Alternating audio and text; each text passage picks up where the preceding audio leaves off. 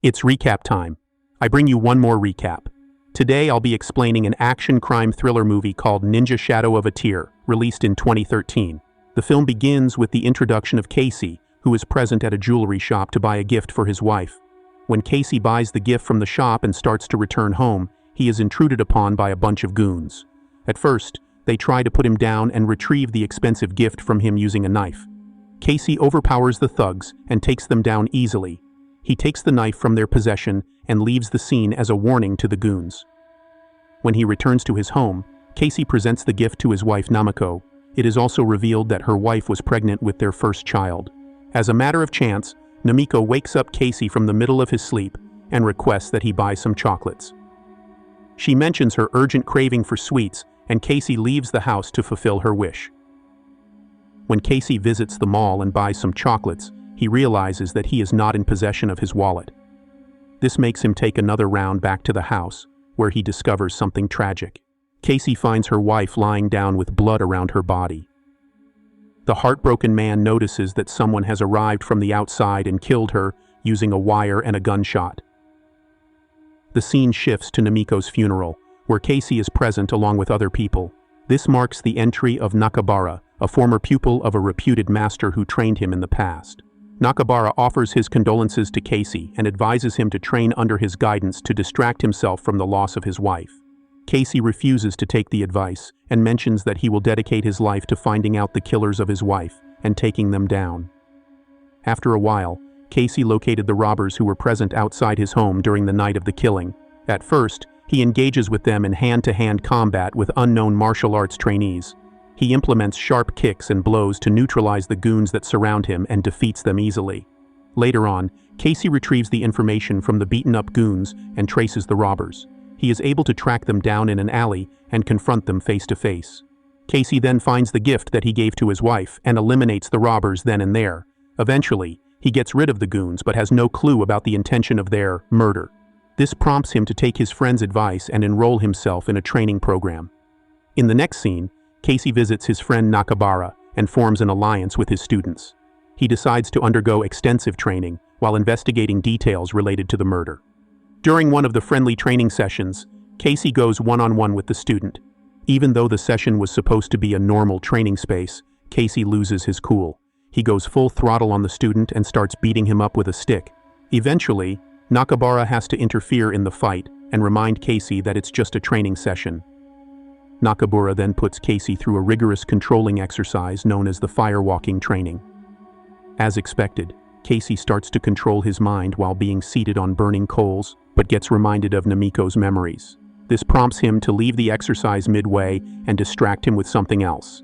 Casey visits a bar for a drink and ends up fighting another drunken customer. In the morning, he picks up his duties to collect fruits for the academy. He is interrupted by one of the students who persists in taking his place while he rests. At last, when Casey wakes up from a deep sleep, he finds out that the student who took his place is dead. Casey notices the same pattern of killing and informs Nakabara about it. This is when Nakabara explains the involvement of a drug lord who was supposed to be the successor of their grandmaster. Nakabara explains that the drug lord is operating completely out of revenge and will kill Casey too. He advises him to leave the place and look out for his best interests. To his surprise, Casey refuses to leave the place and decides to locate the drug lord and kill him. This time, he takes the help of Nakabara to decipher his hidden location. Nakabara hands him an old map of the city to find out the hidden ninja weapons that will be helpful for Casey in his journey. Casey leaves the place and takes a cab for his next destination. This is when he meets with Mike, the cab driver, for the first time. When Casey reaches his hotel room, he prepares for his secret weapons while planning his next form of attack. Casey takes Mike's help to find a local bar filled with bad goons. When Casey visits the bar, he is confronted by a bad guy who takes him outside of the bar. Upon reaching the place, Casey inquires about the drug lord, which makes the bad guy curious about his intentions. He is left with no option but to surround Casey with a team of his goons. Casey makes use of his ninja skills to fight a bunch of normal goons. He kicks them with perfect timing and neutralizes each one of them. He also makes use of their weapons to sabotage them in the fight. At last, Casey retrieves information from the bad guy and makes his way to his hotel room. The drug lord conspires with the cops and abducts Casey in the middle of the night. Even though Casey tries to fight the cops, they outnumber him and place him under arrest. Back in the cell, Casey is tortured using different measures. He is placed under serious interrogation and left with no option but to fake his consciousness. The cops try to place him in a different cell until he regains consciousness. However, Casey outsmarts them and beats them up. Eventually, Casey takes hold of their dress and gets out of the place using the uniform. Casey is also able to retrieve information about the drug lord, who is revealed to be hiding in a forest. When Casey escapes the cell, he makes use of Mike and his cab to reach the desired location. The scene shifts to the forest, where the drug lord and his men are already waiting for Casey's arrival. The trained ninja makes use of his knife and stabs one of the goons in the chest. Later on, he takes the rest of the people down and neutralizes the first wave of the drug lord's men. Eventually, Casey exchanges his weapons with the men and penetrates further into the forest. At last, Casey finds the secret weapons on Nakamura's map and prepares himself for the final fight. By this time, Casey had transformed him into a complete ninja, ready to wreak havoc on the drug lord.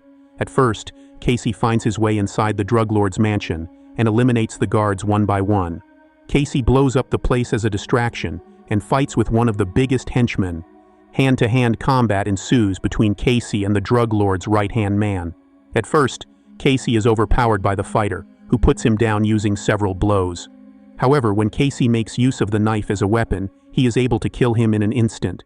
This is when Casey penetrates the mansion deeper and finds the drug lord sitting in a meditative post. Casey vows to kill him right there and engages in a high-voltage action sequence. Casey is able to take the edge in the fight by slicing the drug lord through his stomach. However, the drug lord makes use of his experience and implements the same wire technique. He is able to choke Casey using the wire and intends to finish him right on the spot.